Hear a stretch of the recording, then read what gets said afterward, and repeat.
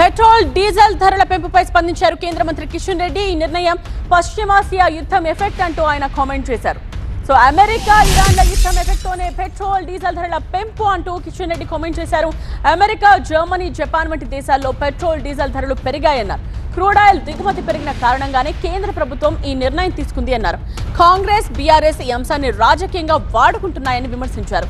పొదుపు చర్యలో భాగంగానే ఏడాది పాటు బంగారం కొనొద్దని మోదీ సూచించారని చెప్తున్నారు కిషన్ రెడ్డి.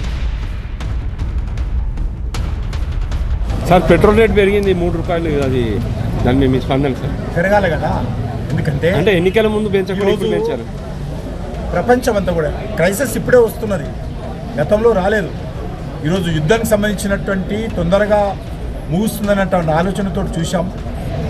అది కూడా ఈరోజు పెట్రోల్ ధరలు పెంచకుండా ఈరోజు ప్రభుత్వం నడపచ్చు. అది భారం కూడా ప్రజల మీద పడుతుంది. ఆ భారం కూడా మనం చెల్లించేటువంటి ట్యాక్స్ల ద్వారానే పెట్రోలియం సబ్సిడీ ఇన్ని రోజుల వరకు ఇచ్చాము. ఇంకా బాగా పెరిగింది.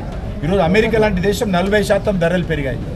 ఈరోజు జర్మనీ, జపాన్ లాంటి దేశం 40% పెట్రోల్ ఉత్పత్తులు పెరిగాయి. పెరగనటువంటి దేశం ఏదైనా ఉంటే మన దేశం ఒకటే ఉండింది.